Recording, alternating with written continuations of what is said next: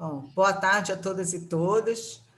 Parabéns, profissional da contabilidade. Ontem foi nosso dia, mas hoje também ainda é o nosso dia, ainda estamos comemorando.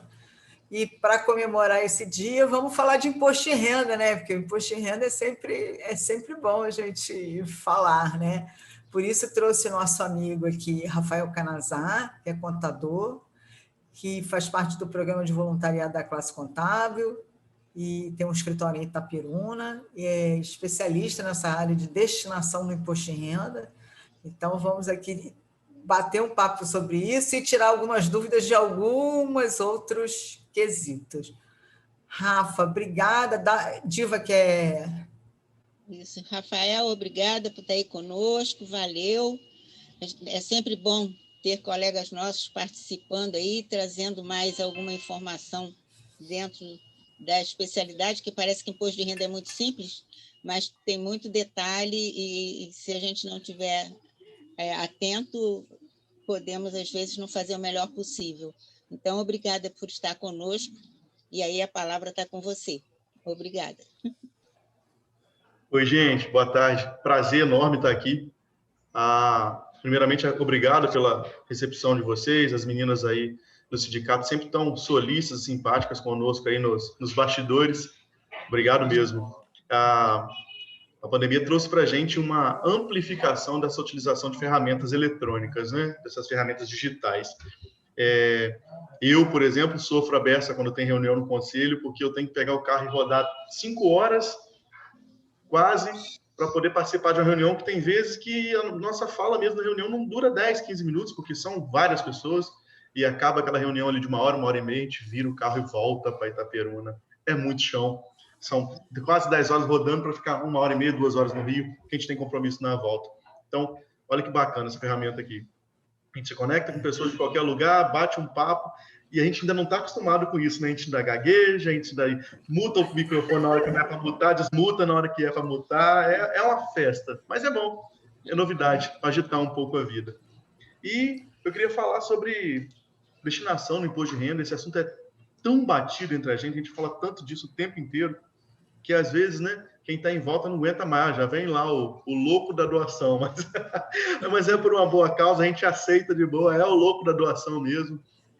E eu comecei isso daí, mesmo no programa de voluntariado, por volta de 2014 ou 2015, que eu me inscrevi lá e comecei a movimentar esse assunto aqui na região. Era tabu, hoje ainda é um tabu, mas um pouquinho menor. As pessoas têm uma dificuldade terrível de entender isso. O empresário morre de medo, mas aos poucos nós vamos explicando, a pessoa participa uma vez, duas, e as coisas vão melhorando, né? Sou contador, perito e PVCC de coração, Programa de Voluntariado de Coração. Estou nisso o tempo inteiro, não me canso de falar sobre isso, eu chamo todo mundo, eu coloco meus alunos no processo, a gente vai trabalhando. Hoje eu estou na subcoordenação de um dos programas do Programa de Voluntariado. O objetivo aqui não é falar sobre o Programa de Voluntariado, mas quem tiver curiosidade, sempre me chame nas redes, que a gente pode trocar uma ideia. Hoje a gente quer falar aqui sobre destinação no imposto de renda na Vera, né? Como que isso funciona? Por que isso confunde tanto? Como que isso é feito? E para onde esse dinheiro vai definitivamente, né?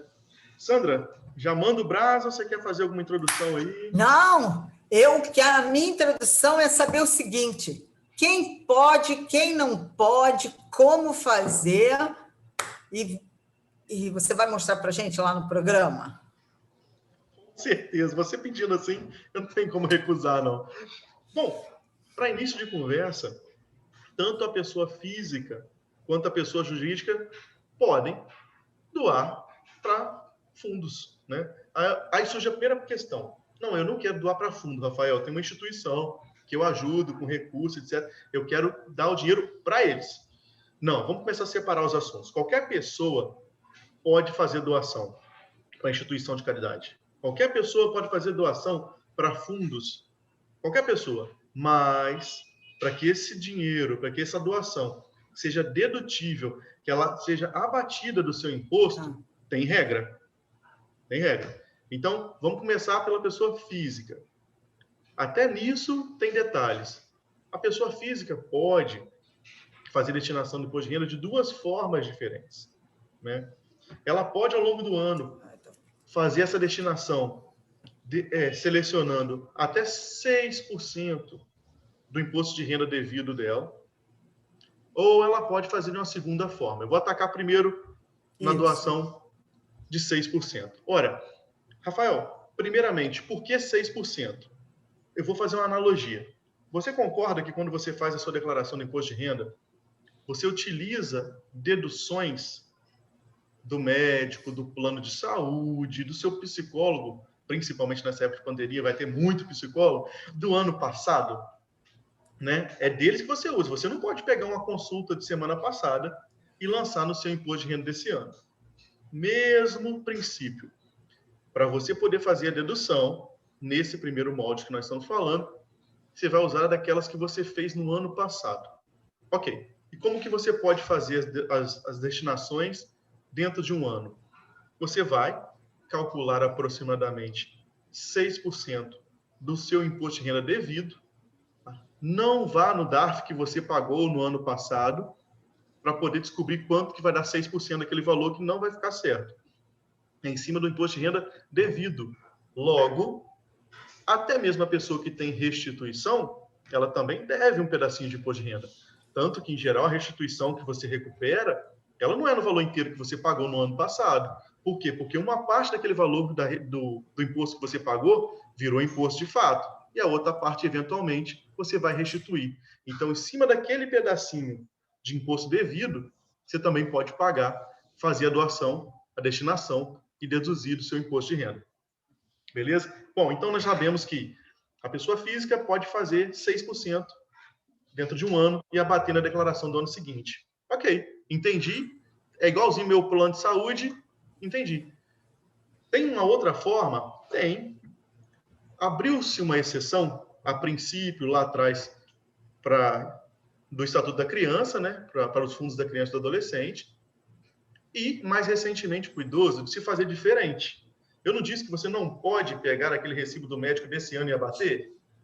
Com a doação direta, abriu-se uma possibilidade, se você esqueceu ou não pôde fazer no ano anterior, na hora de sentar com o leão e fazer seu ajuste, terminou de fazer tudo, antes de transmitir, você pode ir lá e optar por fazer.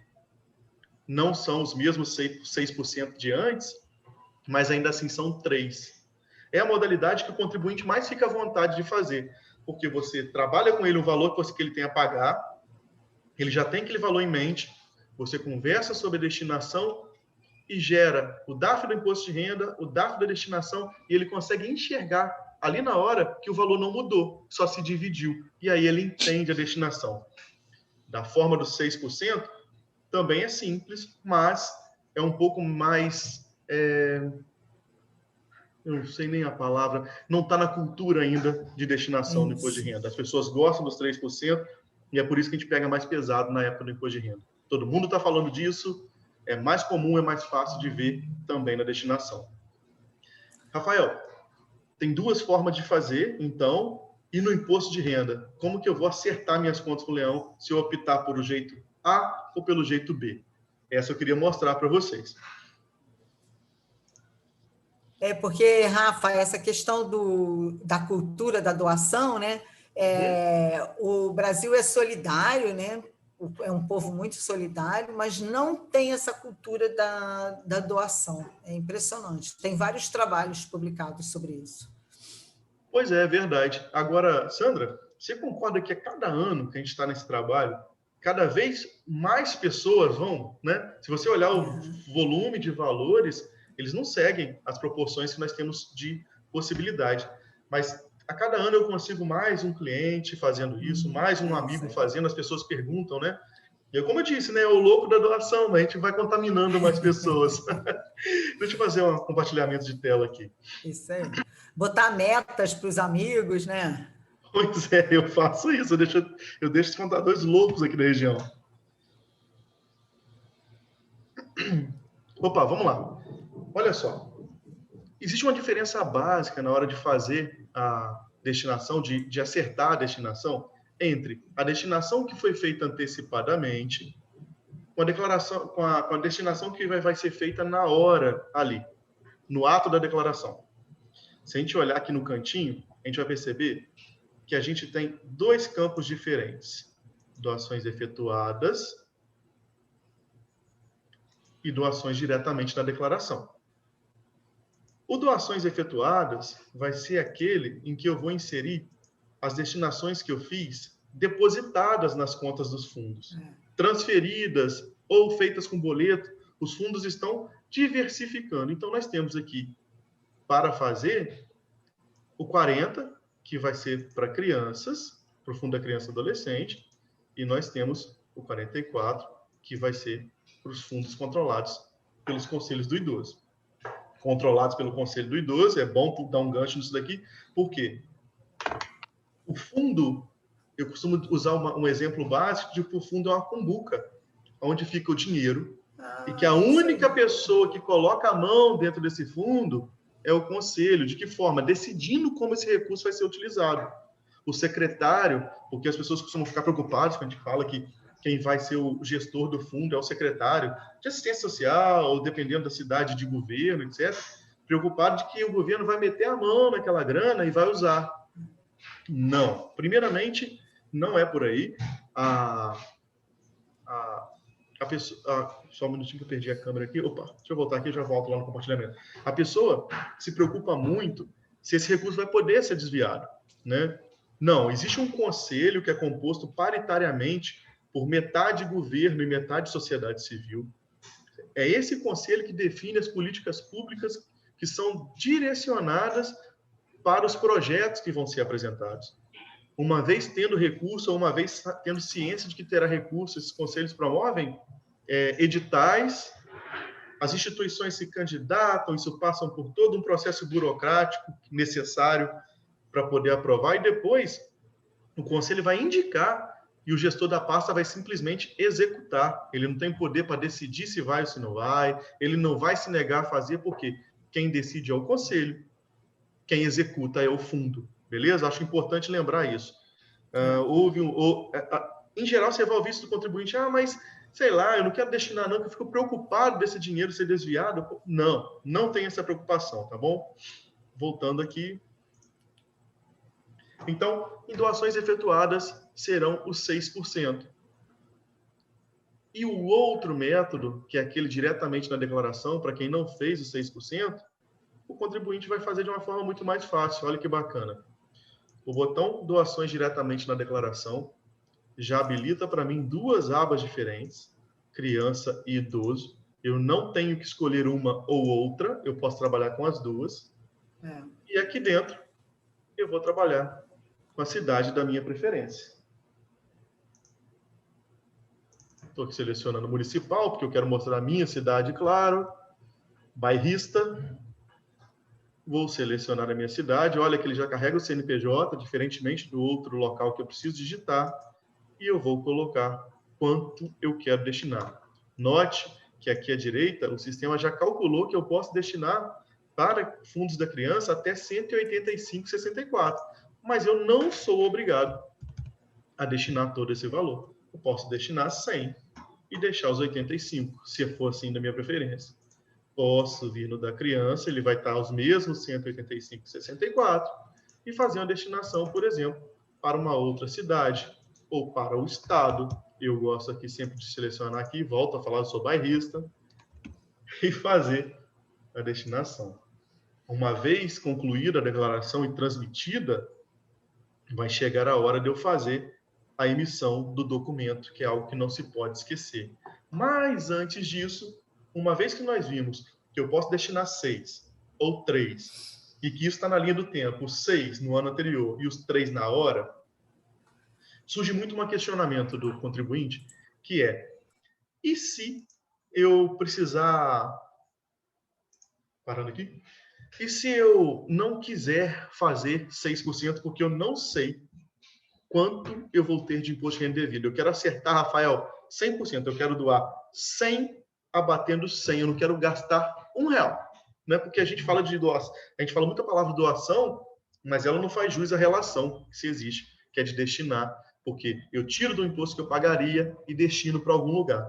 Tem gente que quer fazer 100%, não errar nenhum instante. O que eu costumo falar? Até o fim do ano, na hora de fazer os 6%, calcule aproximadamente seu imposto de renda devido, você sabe se sua declaração no próximo ano vai ser muito parecida com a do ano anterior, e não calcule 6, calcule 4. Calcule 4. Por quê? Quando chegar, Sandra, você está mutada, quando chegar a declaração do imposto de renda, aquele campo de doação diretamente da declaração vai estar habilitado e vai calcular exatamente quanto ainda falta dos 3 que você teria de direito lá. Se você já esgotou os 4, vão ter mais 2, para você fazer. E aí você consegue aproveitar integralmente o valor da destinação. Para quem tiver... Eu falar, Sandra, diz aí. Que gostei dessa dica de pegar desse ano e utilizar 4%, porque aí não dá muito erro, porque, de maneira geral, até porque a gente não tem tido nenhum reajuste salarial que justifique perder um pouco. Acho que pode ser um pouco mais complicado para os prestadores de serviço autônomos, né? Mas, mesmo assim, ele consegue ter um parâmetro de 2020. Certeza. Até mesmo o autônomo, Sandra, ele, em geral, tem uma linha de acompanhamento do imposto dele durante o ano. Vou te explicar por quê. Você tem que... Eu disse o seguinte, esse ano, para eu poder deduzir os 6, eu tinha que ter feito no ano passado a destinação. Então, eu vou trazer para a linha do tempo de agora. 2021 é o ano, 2022 é quanto eu vou declarar. Isso. Eu posso fazer os 6% no momento em que eu quiser.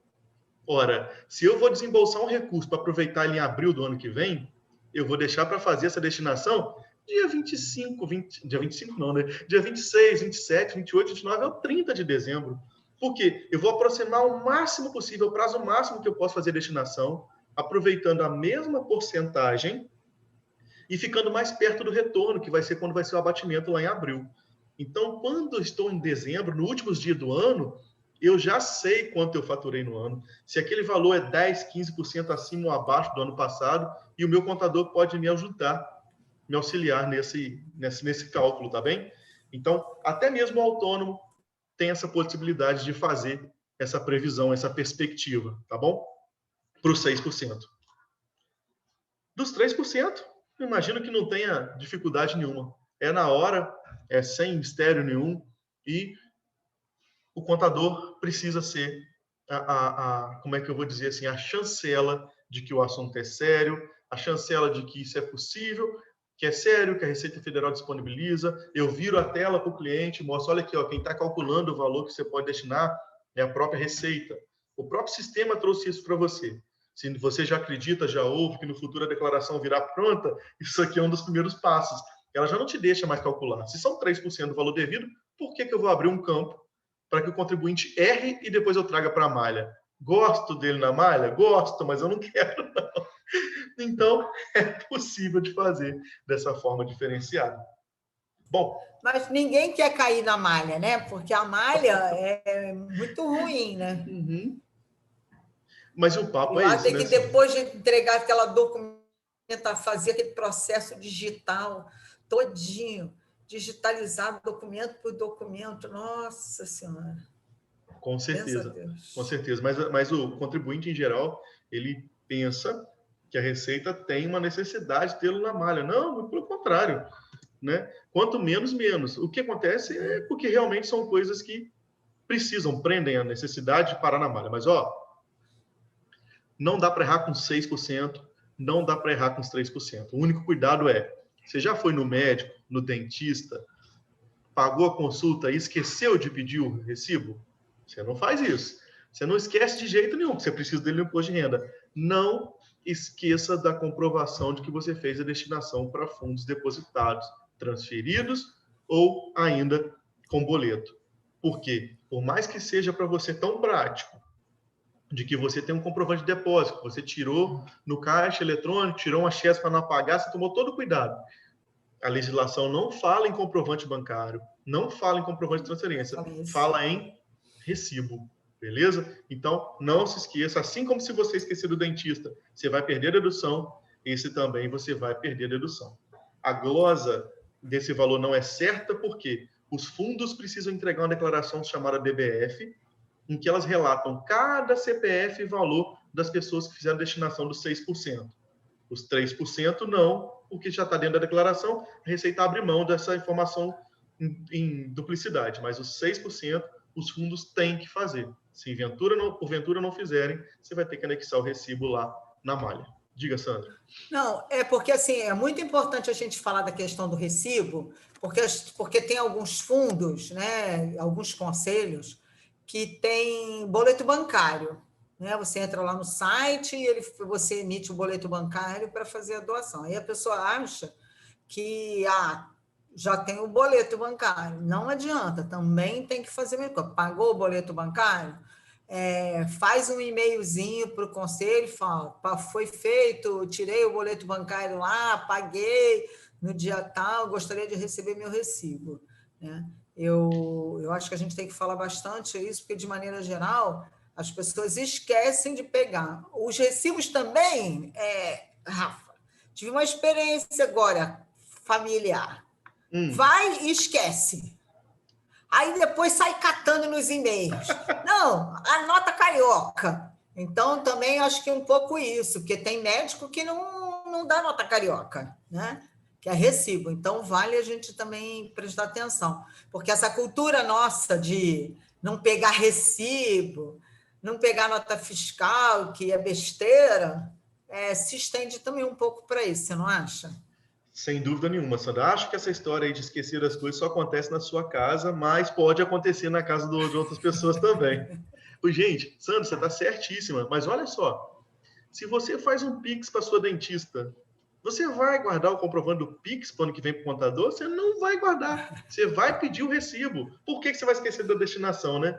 Então, é o mesmo princípio, é dedução pura e simples, é cuidado, está certíssima, senão depois vai ter que correr atrás. E existe um detalhe, né?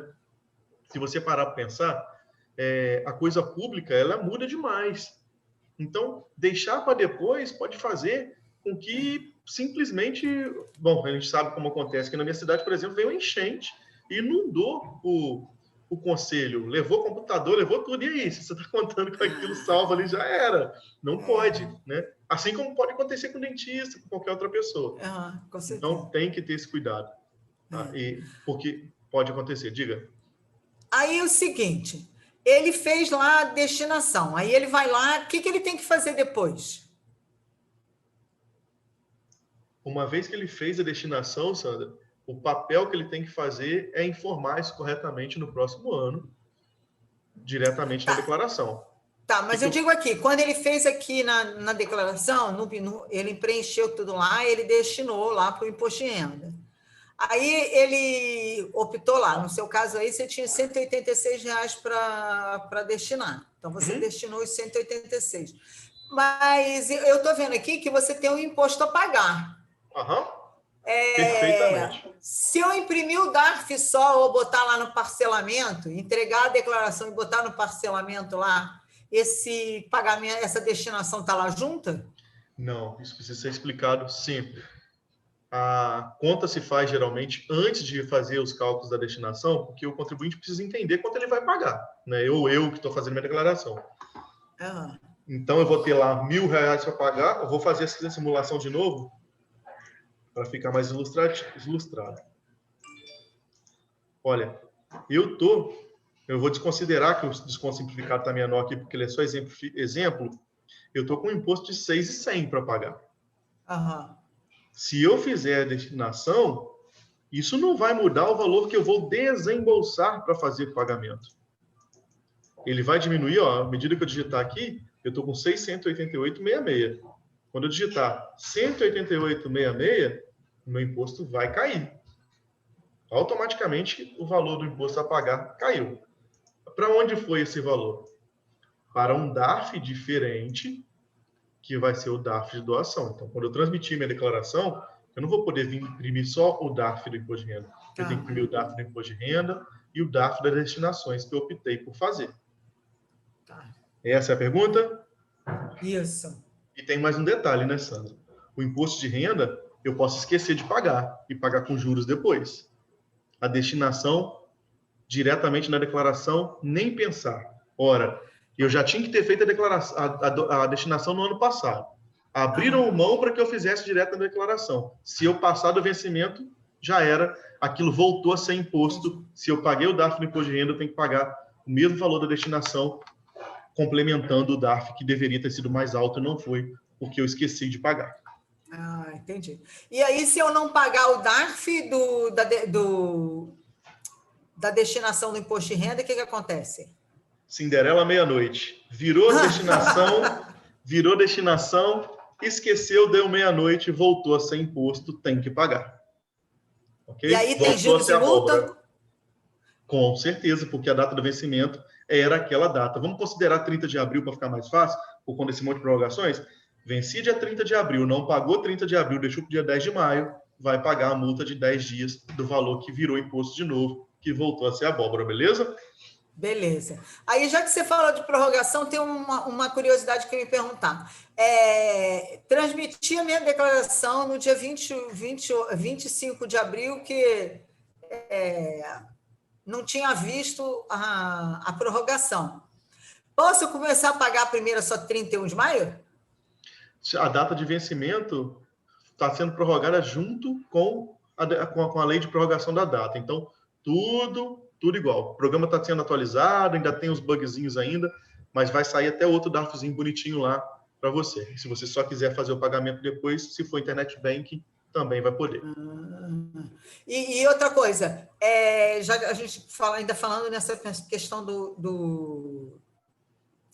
da prorrogação, se eu quiser botar o meu imposto a pagar no débito automático, tem data ou pode ser no dia 30 do mesmo jeito? Olha, Sandra, tem limite. Até onde eu estou me lembrando, esse ano vai ser dia 10 de maio, se não me falha a memória. Eu teria que olhar aqui agora. Tá. Mas tem data para isso. O programa vai te avisar na hora de você fazer o parcelamento. Quando você for optar pelo parcelamento, eu não sei se o programa já está atualizado, eu vou mostrar se tiver, a gente já vê isso de uma vez.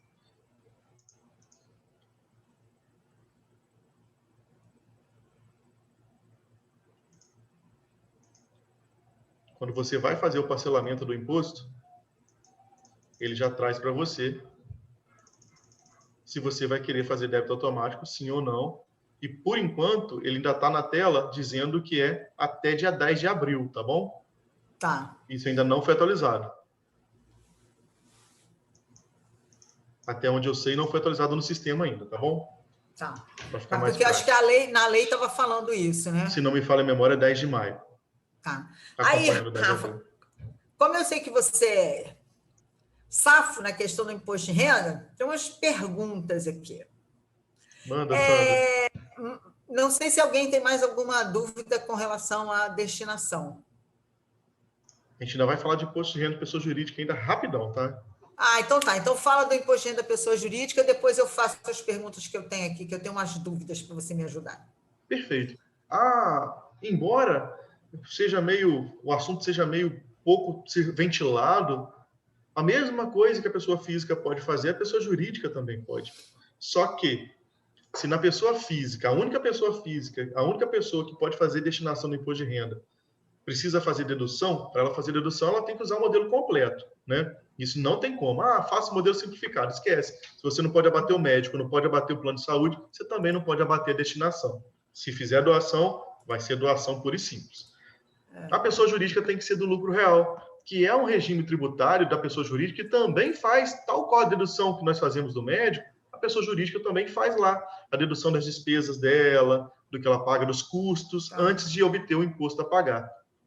Porém, gente, o potencial de destinação da pessoa jurídica é maior do que o da pessoa física, porque ela sempre vai ter um imposto devido maior. Então, é bom a gente entender isso também e falar disso também.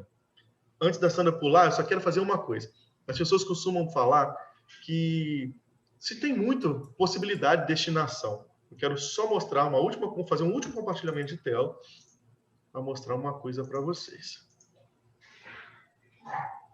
O último, que não quer dizer que seja o último, né?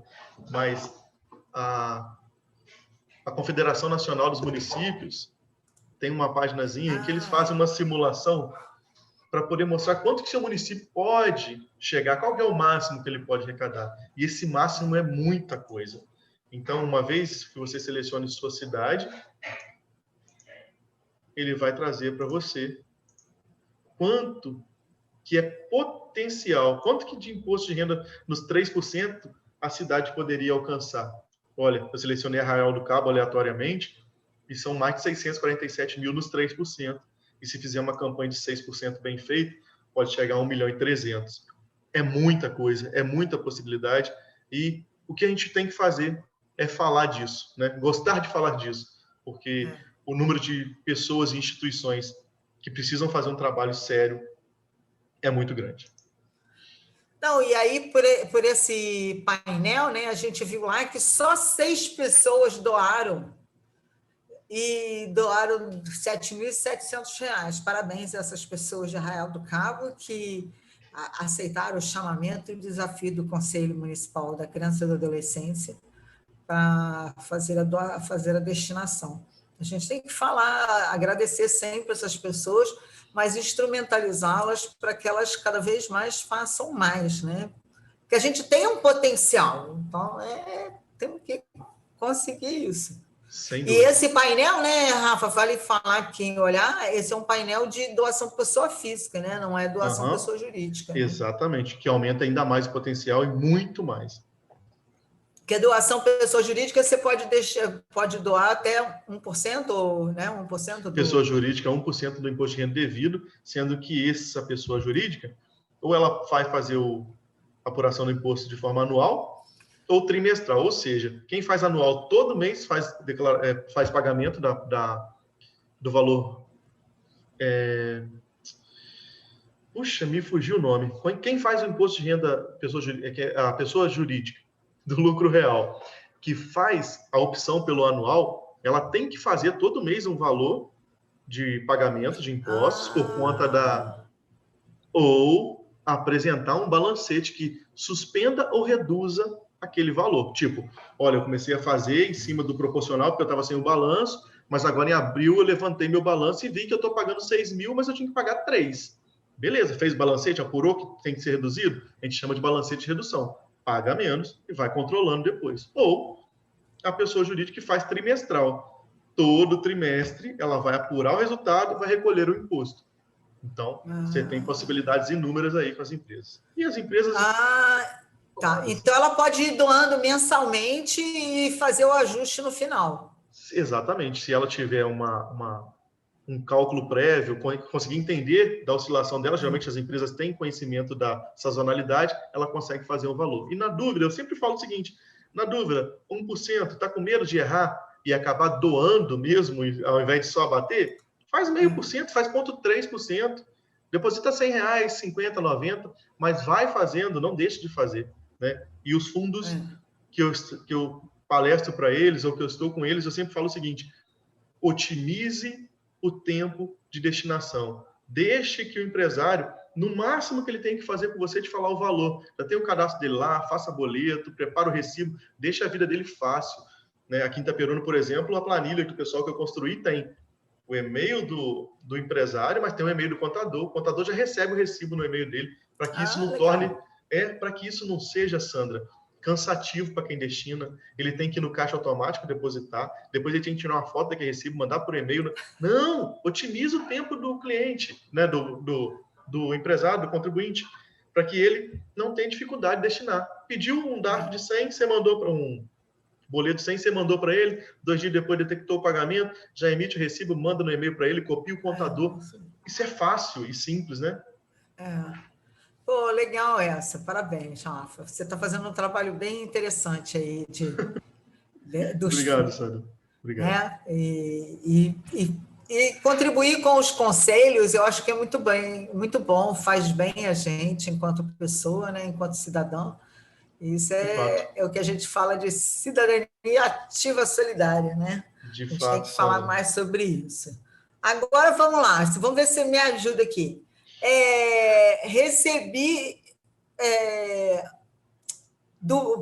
A minha empresa fez a redução do meu salário, então eu recebi lá do bem. E agora, como é que eu faço para conseguir esse informe de rendimento e como é que eu lanço isso? Ótimo, legal. Essa dúvida está bombando nas redes, né? Bom, falando de bem, você está obrigado a declarar o valor, né? Tal qual você vai informar os rendimentos que você recebeu do CNPJ da empresa que você presta serviço, você também tem que informar lá o valor que você recebeu do bem. Pô, da empresa, Rafael, eu ligo lá para o RH, eu mando um zap para a moça do DP, que ela me manda um informe. E do bem, como eu faço? Molezinha. Sabe aquele acesso da carteira de trabalho digital? É muito fácil. Da carteira de trabalho digital, todo mundo hoje em dia está usando a carteira de trabalho digital, né? Instalou o app, carteira de trabalho digital, e ali dentro você consegue controlar seu seguro-desemprego, outros benefícios que você teve. Dentro do ambiente web, você também pode fazer o download do informe de rendimentos, né? Alguém colocou aqui no chat que viu que é tributado. Com certeza. Da mesma forma, olha só que é muito justo e certo. Se você tivesse recebido 12 meses de salário, você não entregaria a informação dos 12 meses tributados? Você recebeu 10 pela empresa e 2 pelo bem, os dois vão entrar tributando. Isso não vai te onerar em nada mais do que já oneraria se fosse da empresa. Só o único trabalho a mais que você tem, ao invés de você informar uma fonte, informar duas. Tá? Eu vou mostrar aqui, eu não tenho como simular a emissão Tá.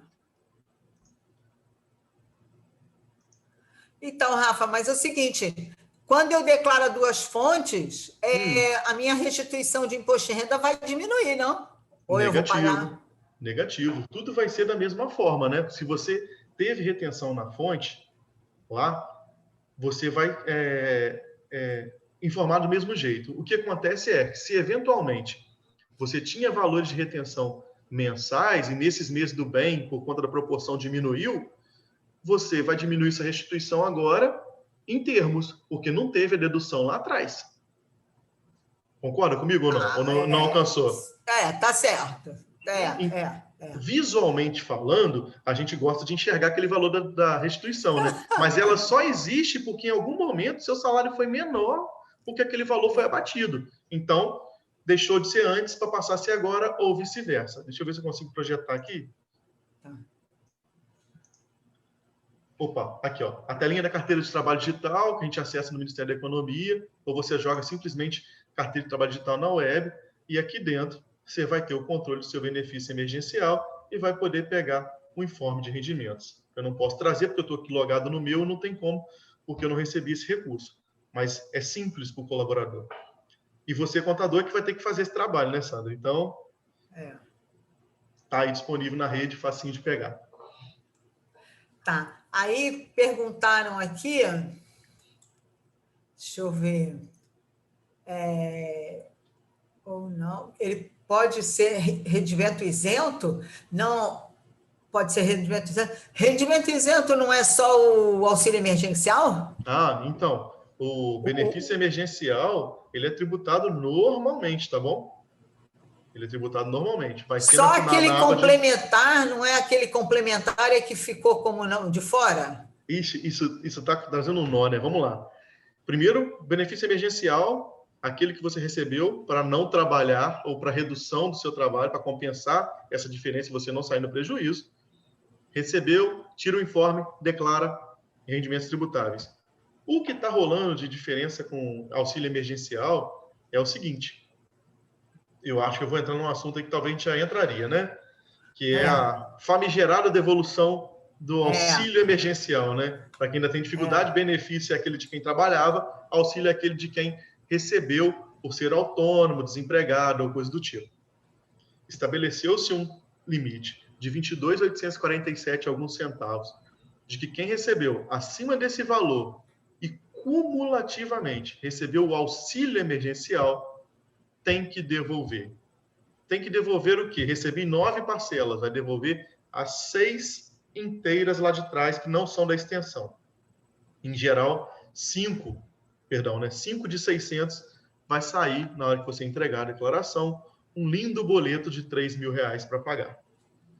Não parcelável, tá bom? Com vencimento quase que imediato. É o que tem que fazer, tá bom? Ele também tem campo para lançar e etc. As extensões de 300 e pouco não vão estar abarcadas na devolução, tá bem? Porque ela entra como rendimento isento e não tributável? Desculpa, Sandra, picotou aqui. Não, o auxílio emergencial complementar, ele vai entrar como rendimento isento? Vou dever essa resposta, Sandra. Não tive caso ainda para poder te responder. Eu poderia ter olhado isso, mas não olhei. Me perdoa. Eu te mando a resposta, você compartilha com o pessoal. Tá bom. A outra coisa é o seguinte. Voltando ao negócio dos fundos, que a gente não falou, Rafa, os repasses, como é que é feito? Eu recolhi o DARF da destinação do imposto em renda, ou fiz a doação durante o ano. Como é que os fundos recebem isso imediato? Como é que funciona isso? No ano Várias pessoas têm me perguntado isso. Sempre perguntam, Sandra, e eu acho que tão importante quanto incentivar a pessoa a destinar é mostrar para ela que isso é rastreável, é fácil de ver, etc.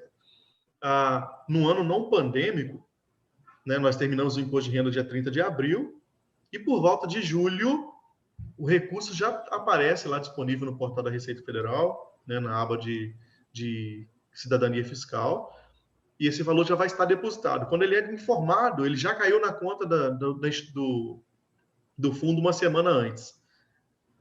Em julho, então. Terminou em abril, em julho sai. Como os anos pandêmicos estão dilatando o prazo de entrega do imposto de renda, está saindo um pouco depois. No geral, eu acho que vai começar a concentrar em setembro, mas esse recurso entra lá.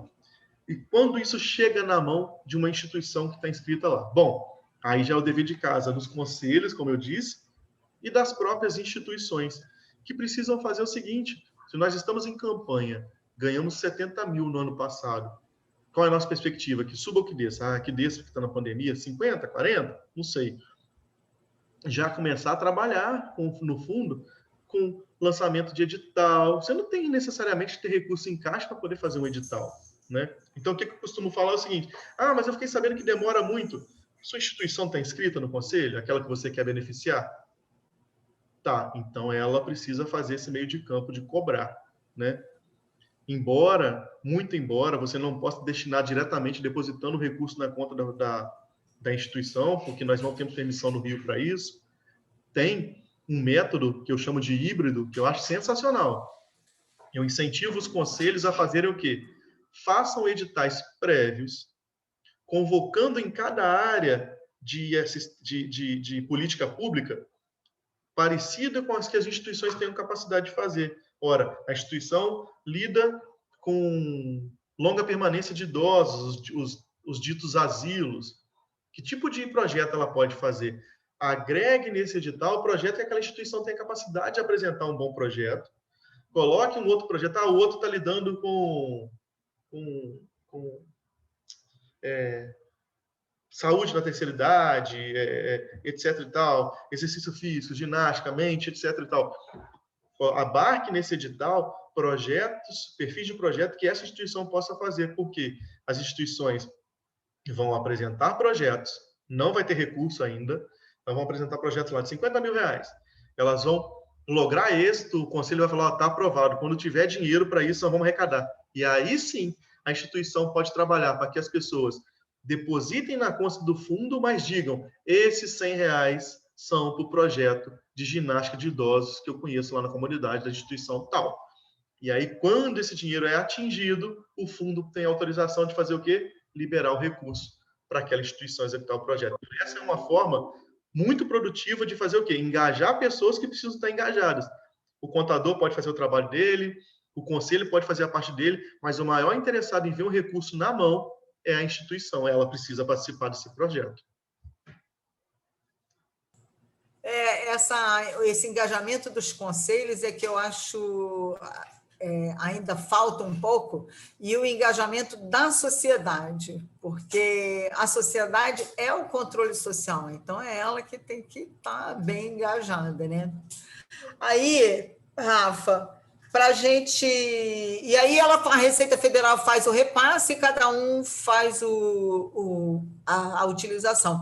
Mas tem muitos fundos no estado do Rio de Janeiro que ainda estão inaptos ou não aptos. Sandra, é melhor falar não aptos, né? Essa é uma realidade triste, né? Apesar de termos avançado bastante com o número de instituições, do número de fundos cadastrados, o Fundo do Idoso, que entrou mais recentemente, conta com menos da metade das cidades com fundo regulamentado, e o do fundo da criança estamos aí com os 70 e poucos % das cidades só. Não me parece fazer o menor sentido, uma vez que não existe um custo de manutenção de um fundo e conselho existe em toda a cidade. É definitivamente a ponta que está lá, a instituição, cobrar e trabalhar com isso para poder fazer. Mas tem ainda bastante cidades sem ainda. Na verdade, agora, talvez, se a gente começar a fazer uma campanha, não para os conselhos mais, e sim para o cidadão. Cidadão da cidade tal, contribua com o seu conselho para que ele possa receber recursos da Receita Federal que estão retidos. Sei lá, acho que a gente pode começar a fazer uma campanha, assim, gravar uns vídeos e mandar. Você falou a respeito da comunidade, mas, Sandra, a comunidade adora fazer ações, né, sociais, ajudar na coisa da quermesse, ouviu falar que um asilo está precisando de fralda, todo mundo se mobiliza. As pessoas não se mobilizam com o imposto porque elas não conhecem o tamanho da facilidade de fazer isso e, principalmente, não pararam para pensar que elas podem fazer ações de voluntariado ou de ação social, como preferir, sem gastar nenhum real com isso, deixando de entregar para o leão e entregando para o fundo. É isso aí. Isso é impressionante. Aí, agora, eu sei que você é especialista aí no imposto de renda. Dá umas dicas aí para a gente não errar da declaração do imposto de renda, principalmente ganho de capital. Bora lá. O ganho de capital ele é muito controverso, né? As pessoas lembram de falar de ganho de capital quando chegam na frente do contador e sentam para poder fazer a declaração e dizem: eu vendi um imóvel no ano passado. Fala que foi dezembro, pelo menos, né? Que é o mínimo. Não, foi fevereiro. Meu Deus, com lucro? Com lucro. Bom, realmente não tem jeito. Existe um número de regras infinitas aí para ganho de capital. O ideal é não venda um bem sem procurar o seu contador. E se você que está aqui me ouvindo é contador, já sabe que a gente precisa trabalhar dentro do programa do GCAP, do ganho de capital. Por quê? Não dá para a gente poder estabelecer aqui um parâmetro definitivo, porque o ganho de capital, ele nem sempre vai se comportar da mesma forma para pessoas diferentes, para bens diferentes. Porque existem regras, são várias leis, né? Que vão poder, se o imóvel é único, se vai ser usado para moradia, e etc. Vão aparecendo descontos diferentes. Então, o ideal é, vendi o meu imóvel, não só imóvel, né, gente? Ganho de capital não está envolvido só com imóvel. Eu estou usando assim porque eu entendo que o imóvel é o mais multifacetado que tem para a questão dos impostos. Trabalhe ali dentro, junto com o seu contador, para que no próximo... E pague o imposto no mês seguinte, que é devido, porque quando você for fazer isso, você vai precisar fazer o ganho de capital retroativo, recolher o pagamento com juros e multa, além de outros dissabores que você pode ter. Mas ganho de capital não está relacionado só a imóvel. Nós estamos vendo aí grandes discussões em torno de rendimentos recebidos com contratos que estão sendo feitos em torno de criptomoedas, bitcoins, etc. Existe um grande número de profissionais que estão entendendo que precisa levar isso para ganho de capital. Existem outros profissionais que estão entendendo que isso pode passar direto e ser feito de outra forma ou nem ser feito. Então, você precisa saber qual é a sua linha de pensamento e seguir, né? Isso aqui é igual psicologia, hein? Tem que fazer. A questão é que lá no final não vai estar o Foucault lá, não vai estar o Freud te esperando, vai estar o leão com uma fatura desse tamanho. Com a bocona aberta, assim, ó, com a bocona aberta. Aí, assim, ó, vou te dar um exemplo que me perguntaram aqui. Tem um apartamento que foi comprado em 1956 e a pessoa faleceu e fez a doação em 2016 e foram pagos todos os impostos. Aí, ano passado, no final do ano, foi vendido. Então, se ele foi feita a doação em 2016, aí a pessoa não sabe dizer se houve a atualização do valor ou não precisa atualizar o valor. Então, a regra de contabilidade básica é que tudo que é registrado pelo valor original, né? Isso era lá atrás, nós aprendemos na faculdade, princípio do registro pelo valor original, isso caiu de certa forma, né? Isso foi para dentro das normas brasileiras de contabilidade, mas o registro pelo valor original continua existindo e ele fica ali até que chegue a hora daquele valor sair dali da declaração. Então, tem que estar registrado pelo valor que foi feito à época, a menos que tenha sido feita alguma incorporação e etc e tal. E na hora da venda, no mês da venda, você vai jogar por dentro do sistema do GCAP e fazer a apuração, porque dependendo do perfil do bem, você vai ter mais ou menos abatimento do valor base do imposto de renda para poder fazer o cálculo, ok? Tá. Porque ela pode ter recebido em doação em 2016 e não ter feito atualização, porque foi inventário, né? Mas então, comum. ela pode ter botado o mesmo valor. Aí ela vai botar, aí ela entra no ganho de capital, no GCAP, e põe que a data de aquisição do imóvel foi lá em 1956. Exatamente. Responde as perguntas a respeito de se aquele dinheiro vai ser utilizado em X tempo para poder comprar outro imóvel, outro imóvel, etc. E aí você vai fazendo jus aos abatimentos. Não adianta desesperar, eu entrou por 80 mil na minha declaração e está saindo por 180. Calma, vai lá colocar, porque às vezes o tipo de relação que você tem com o bem vai te fazer pagar muito pouco ou nada em cima dessa aquisição, principalmente se a aquisição for para outro imóvel residencial, tá bom? Tá. Aí uma pergunta aqui do chat é o seguinte, eu tenho uma empresa e eu transferi as minhas cotas para um terceiro. Vamos dizer que o meu capital lá era 5 mil, apurou o balanço, apurou tudo e viu que a minha empresa vale, sei lá, 1 milhão. Uhum. Então, e estava lá no capital 5 mil.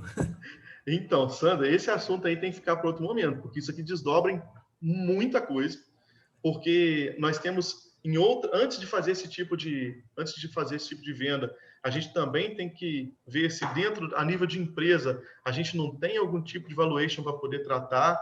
Então, pois é, esse assunto desdobra em muitos, eu posso mais abrir o leque pouco e não explicar bem, ou abrir demais e confundir mais do que eu vou ajudar. Eu fico aí com esse compromisso de a gente fazer um outro momento para a gente tratar desse assunto específico, porque o ganho de capital, ele abre um leque enorme de respostas. E a Sandra que fez a pergunta aí, se ela quiser, eu vou deixar meu e-mail aqui no chat, ela me manda a mensagem, eu vejo o caso dela, que vai ser bem mais específico, e posso respondê-la, tá bom? Não tinha pensado nisso, que ele vai ter que fazer um valuation para poder... Como é que ele especificou que vale 1 milhão, né? E como é que ele vai jogar ali, né? Exatamente. A gente vê muito erro relacionado a isso, em a pessoa foi lá pelo valor original, eram 20 mil cotas, vendeu por 20 mil cotas, resolve o problema de contrato e esquece como é que funciona. E aí entra um depósito no banco e depois ele pode ter que dar satisfação a respeito disso. Sandra, eu já deixei, a outra Sandra, eu deixei meu recado aí, meu e-mail aí. E aí, para a gente finalizar, dicas para não cair na malha fina. eu gosto do seguinte, saiba o que acontece do outro lado para poder não errar, né? Então, se você tem certificado digital, entra lá no portal da Receita Federal, dá uma olhada em quais são as fontes que ela já tem acesso. Não é para você não declarar as outras que ela não tem acesso, não seja leviano com a Receita, porque ela não vai dar mole. Mas porque, vez por outra, existem outras informações que você não se recorda mais. Hoje mesmo, eu importei uma declaração pré-preenchida de uma cliente, apresentei para ela o valor e ela esperava ter restituição. E eu apresentei para ela imposto a pagar. Ela falou, não pode, eu tenho que ter restituição. Eu falei, você teve 3 fontes de renda. Ela falou assim, não, uma. Eu falei, então vamos lá. Peguei, printei e mandei para ela. Moral da história, ela tinha feito negócios com outras 2 empresas da família e o pessoal fez o registro corretamente da informação que estava lá. Poxa, ela não ia lembrar, eu jamais saberia, cairíamos em malha, descobriríamos daqui um mês aí ou uma semana e teríamos que retificar a declaração. Não só para rendimentos, para deduções também. É ali naquele momento que você descobre que, vez por outra, aquele pagamento de plano de saúde não está informado pelo valor que você acha que está fazendo o pagamento. A restituição da parte da empresa de abatimento. Então, se você já tem uma ferramenta que te mostra exatamente o que a Receita vai olhar, já é uma boa oportunidade para você errar menos. Confira bem os valores que você está fazendo, tenha sempre um checklist a tiracolo, né? Não adianta, trabalho é repetitivo, a gente faz aquilo o tempo inteiro e a gente ainda, por vezes, se esquece de alguma coisa. Imagina aquela pessoa que faz declaração uma vez por ano. Tem um checklist, tem um monte pela internet, né? E a gente pode auxiliar isso aí também. Essa do plano de saúde é boa. porque é o seguinte, eu peguei todos os meus... Aconteceu isso comigo. Peguei todos os meus recibos de imposto de renda, somei tudo. Aí entrei lá no plano de saúde para pegar o informe de rendimento. Era diferente. Estava diferente. Entrei lá na pré-preenchida, também estava diferente. Aí eu falei, gente, cadê tudo que eu paguei? De 7 meses, só tinha 1 mês informado. Eu falei, gente, não. Aí entrei em contato com o plano de saúde, o plano de saúde admitiu o erro, e aí nem transmiti ainda, porque eu estou esperando entrar lá de novo e ver se está certo, para não cair na malha. Exatamente. Existe um temor, uma dificuldade de entender a malha. Gente, a malha é um lugar tipo assim, opa, não entendi muito bem, me explica. Aquilo não quer necessariamente dizer que é multa, que é descomplicação. E lembrar que a malha tem cada vez mais estado aprimorada para o nosso bem. Quantas pessoas já não caem mais na malha porque o sistema definitivamente entendeu o perfil daquele contribuinte e não trava ele mais, né? Doenças graves, alto consumo médico, essas coisas já estão sendo entendidas, assimiladas pelo servidor da Receita. Isso nos ajuda bastante. Eu queria que remédio e vacina fosse dedutível. Aí ia ser, principalmente os remédios controlados, gente, porque é muito caro. Fala, Diva. Sobre destinação e a desconfiança das pessoas com relação ao que o governo vai fazer, vai para o município, para o estado, seja lá para qual destino for. Esse assunto até já saiu, já foi ventilado em alguma outra reunião. Bom seria se nós pudéssemos optar por aquelas entidades que são cadastradas, que estão dentro do município, tudo direitinho, que a gente pudesse destinar direto. Eu tenho recebido, às vezes, alguns questionamentos nesse sentido. Por que não posso escolher? Eu tenho que escolher, quero doar para o meu município ou para o meu estado. Não, eu quero dentro do meu município escolher a instituição X. Por que não posso fazer isso? Sei que depende de legislação, outras coisas tais. Mas que movimento poderia começar a ser iniciado? Questionar que tipo de atitude podemos ter, ou de ação podemos ter, para quem sabe um dia isso poder ser viável. E aí as pessoas confiarem melhor. Por quê? Do idoso. Eu entendo, eu conheço a instituição tal e que presta um bom serviço, e se eu necessário for, eu quero ficar lá, mas já quero começar a contribuir desde hoje na destinação do que eu possa contribuir. Ou para a criança, porque eu tenho um filho e não sei o quê, enfim, lá o que for. Qual é a posição? O que existe, se é que existe, alguma manifestação nesse sentido? Diva, tem sim, tá? Não pode mesmo depositar na conta da instituição ou ir lá e pagar o carnezinho da instituição e depois querer deduzir. Diretamente dessa forma não tem. Mas o conselho pode fazer projetos híbridos, ou seja, preenchendo os requisitos legais de que o dinheiro tem que passar pelo fundo, mas criando um método para que o contribuinte possa escolher como o dinheiro dele vai. Um projeto híbrido, as instituições vão apresentar projetos para o conselho, pré-dinheiro, vamos colocar assim, antes do Caixa ter recurso, vão ganhar esse projeto, e vão trabalhar para que quem for destinar opte no momento de destinar para onde que vai aquele recurso. E quando aquilo atinge, tipo essas vaquinhas virtuais, que existe um limite, o dinheiro só é liberado para o dono da vaquinha depois que alcança, é a mesma coisa. Chegou em 50 mil, por exemplo, o dinheiro vai ser liberado por recurso se estiver dentro do prazo e com todos os pré-requisitos feitos. Então, quando as pessoas me falam isso, o que eu falo? Fale com o conselho. Se a sua instituição está inscrita no conselho? Não sei. Então, vamos perguntar. E deixe toda a burocracia de explicar como que isso funciona para o programa do voluntariado. Nós já temos expertise nisso, sabemos como faz, ajudamos a desenvolver leis, então a gente já sabe todo o caminho, já temos editais, modelos para que isso possa ser feito. Aqui na minha cidade, por exemplo, eu trabalho para uma instituição de longa permanência e nós trabalhamos junto com o conselho e eles estão desenvolvendo edital híbrido para que nós possamos ser contemplados, porque nós temos um mundo de de doadores enormes que podem fazer também uma parte de doação como destinação deduzida do imposto de renda. Mas, Porque Diva, tem uma coisa que nessa- tem que ficar... Deixa eu só esclarecer uma coisa que eu acho que tem que ficar claro. Esse dinheiro que vem do fundo, eles são para projetos especiais, por exemplo, vamos dar o exemplo do idoso, tá? Da instituição de longa permanência. Não é o dinheiro que vem mensalmente da prefeitura para a manutenção daquela instituição, tá? São coisas especiais.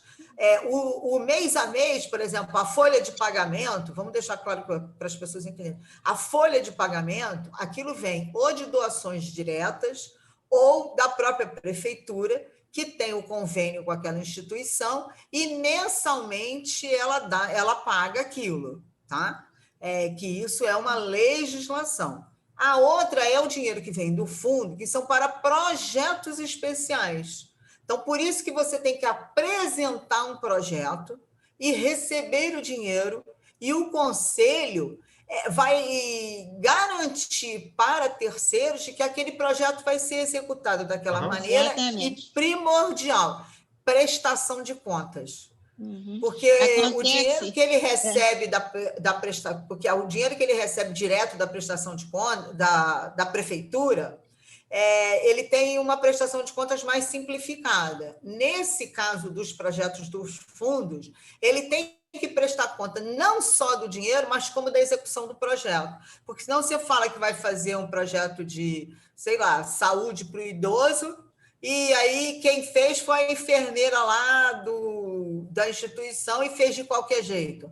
Você não chamou um terceiro para fazer, não fez uma ação especial do que estava escrito lá no projeto, entendeu?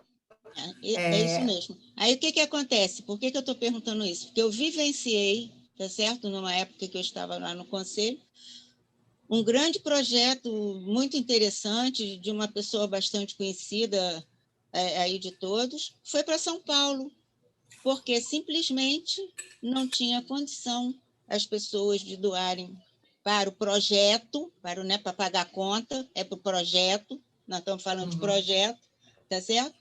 E foram-se embora.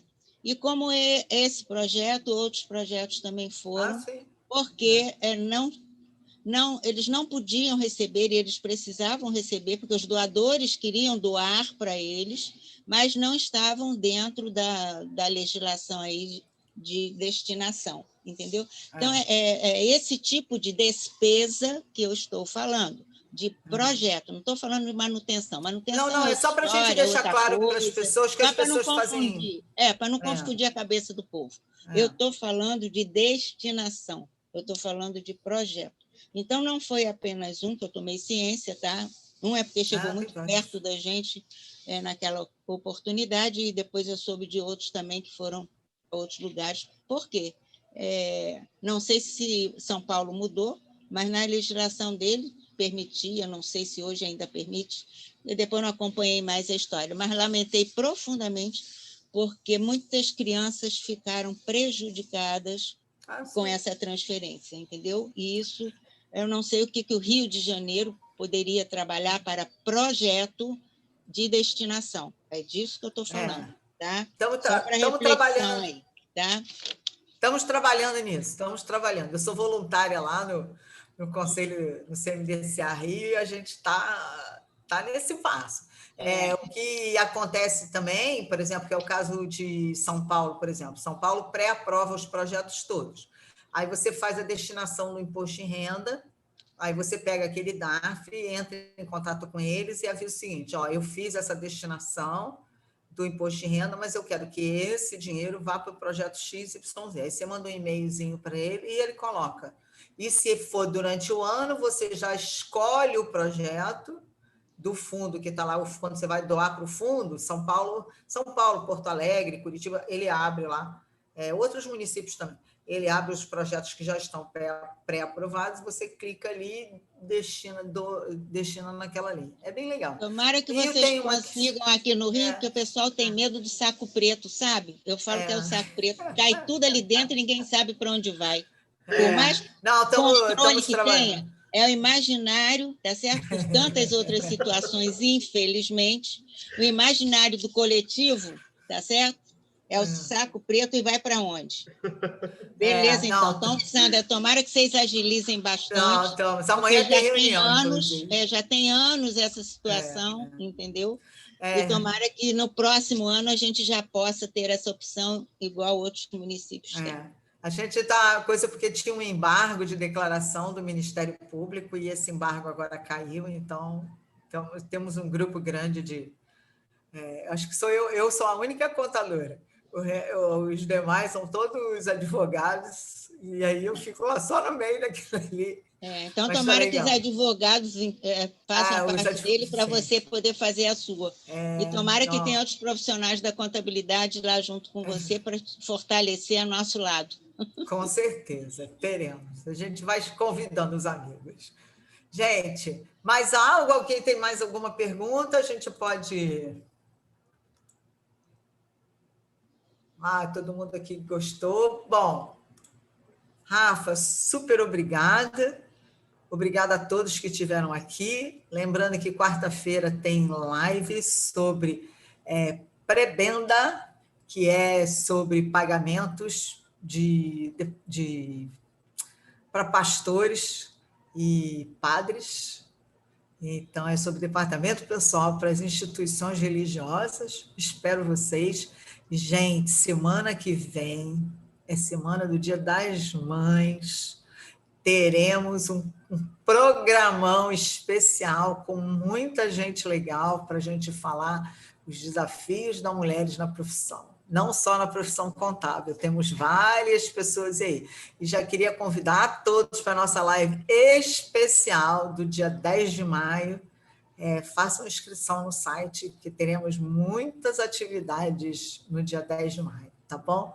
Rafael, muito obrigado. Agradeço aqui ao Programa de Voluntariado da Classe Contábil, que também faço parte, sou como voluntária, e acho muito bom esse programa, e cada vez mais temos que falar mais de destinação do imposto de renda.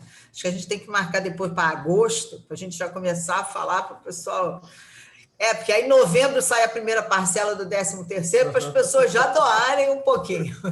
É isso aí. O trabalho dos loucos da doação não para, né, Sandra? É isso aí. Isso aí. Tá Valeu, bom? Rafael. Bom ter você aqui conosco. Dê um beijão grande aí em todos de Itaperuna. Bom, o povo aí é bacana, os profissionais da contabilidade aí. É um grupo bastante unido também. Então... Parabéns aí pelo trabalho desenvolvido aí por vocês, tá? E uma cidade linda, né? E quente. Um prazer, gente. Prazer enorme estar aqui com vocês. Obrigada, Rafa. Obrigada a todos. Um abraço, até mais. Todas. Parabéns.